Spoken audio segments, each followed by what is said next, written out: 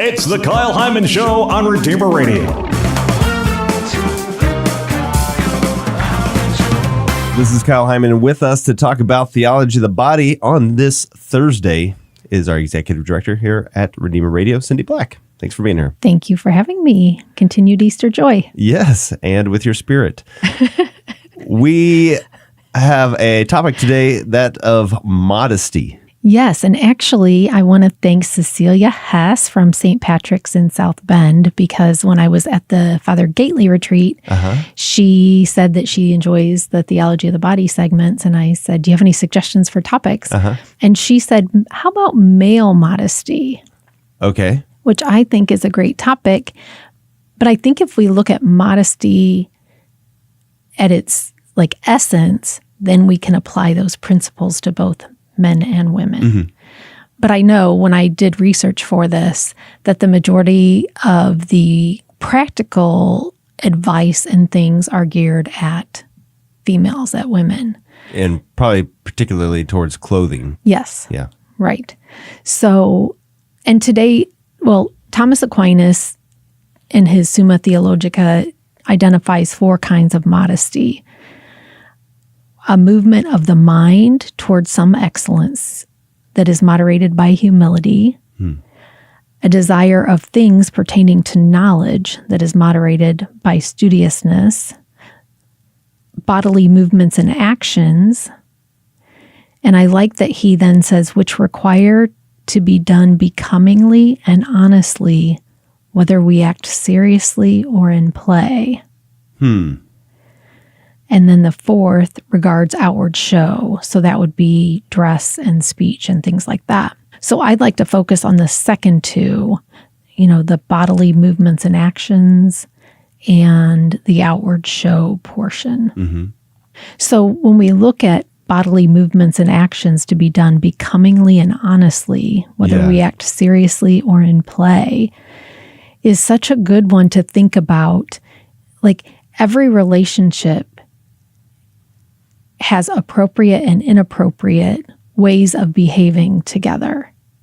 You don't behave the same way with a friend as you do with a spouse. Okay. You don't behave the same way with your child as you do with a friend or an acquaintance. Right. So really being honest about, through our gestures, that we're not communicating something that we really don't or shouldn't mean. And I think that's where a lot of the innuendos and the whole Me Too movement, the acknowledgement that there's inappropriate ways to act towards people of the opposite sex or to objectify people or ourselves, not looking at the whole of the human person and the nature of that particular relationship.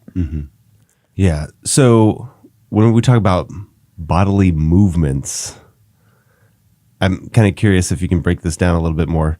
The only thing that is initially coming to mind is dancing, maybe immodest dancing or something. I really can't think of immodest bodily movements. Well, if you think about some gestures and flirtatious behavior and things like that. Yeah. Okay. Yep.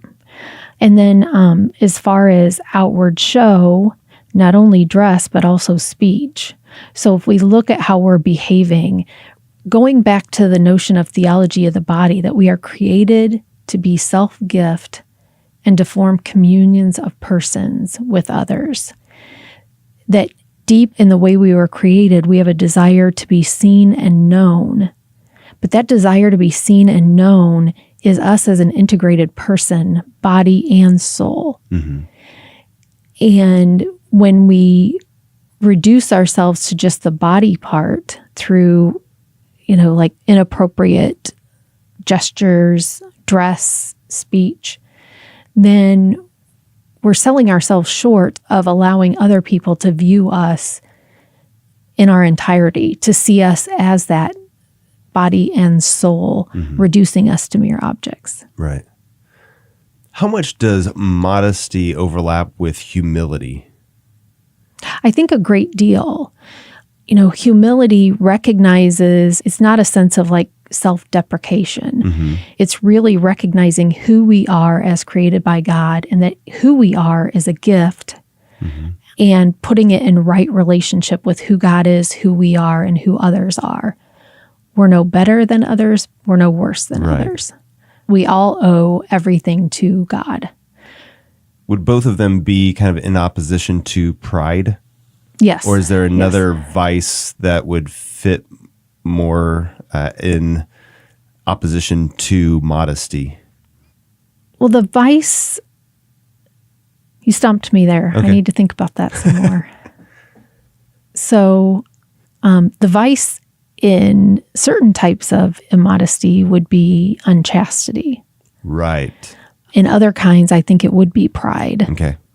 I think that helps distinguish a little bit between modesty and humility is the opposite of the chastity aspect. Right. Yep.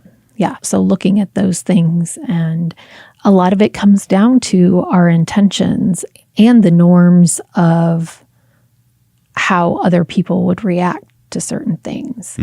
So if we think about, as we're going about our daily lives, am I affirming my whole dignity, body and soul, by the way I carry myself, the gestures I make, the speech that I use, and the clothes that I wear? Am I honoring myself and then also honoring the other person? Because I know that there can be a tendency to think that some conversations about modesty really do focus mostly on dress and this responsibility to not lead others to a near occasion of sin. Right. But I think if we look at it in the positive light of, like, we are so valuable that we should be revealed only to people that it's appropriate for that relationship.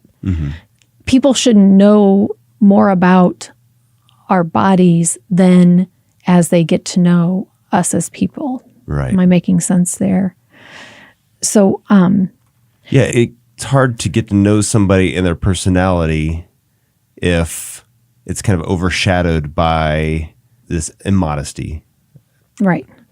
Yeah. So this revealing of the sacred human person should be gradual and appropriate for the relationship. So certain parts of our body are part of our sexual communication. And therefore, those parts of the body should only be seen by a spouse, or in the case of like a parent-child relationship. Recognizing that a stranger should really not ever intentionally see the parts of our body that are intricate to our sexuality. Sure. And that in our world, with this sense of this idea that we're liberated if we're not restricted by these like sexual rules, that we're a more free culture and that we shouldn't be bound by things like that, like restrictions on modesty in the body, really sell the whole person short. It's not freedom. It's a form of enslavement, of limiting how somebody sees us. Like you mentioned at the beginning, that there's a whole person to be revealed, not just the body to be revealed. So any tips and suggestions on how to kind of keep this as a focus and some things to think about when we're making decisions, and then maybe how do we instill this in our children as well? Right. So St. John Paul II really talked about modesty as far as dress goes in the context of what activity you're doing. Okay. And so he says that, certain activities like exercise warrant certain types of clothing because of the type of activity it is. But then if we think about our intention, in the readings that I did, one person said that a place to really struggle with modesty is the gym. And a guideline for that would be, would I wear this if nobody was going to see me? Like if my intention is to go exercise, if I did that exercise at home in my room where no one would see me, what would I wear? And it really shouldn't change. If that works for that situation in the regard of not showing off our body. Right. Now, if I'm not saying if somebody exercises in their bra and underwear that they should wear that too, Right. Right. But really looking at the purpose, like what message are we trying to send, or how are we trying to kind of show off? And to get attention. And to get attention is a big aspect of what we choose to wear, and sometimes what we choose to talk about. Right. And so we've really lost a sense, I think, of modesty in not only dress, but also our speech as well. And I think as Catholics, if we are going to witness to the world, the more we can do to help people to see us as a whole integrated person, as self-gift, not as objects to be used, and the more that we can encourage that in others by not viewing them as objects and affirming them body and soul, not just physical aspects of who they are as a person, will help us all move towards that virtue of modesty. And then kind of getting back to the original question here for male modesty, anything specific to men that might be different than things that women struggle with? No, I think a lot of it comes down to, basically our physiques are a gift from God.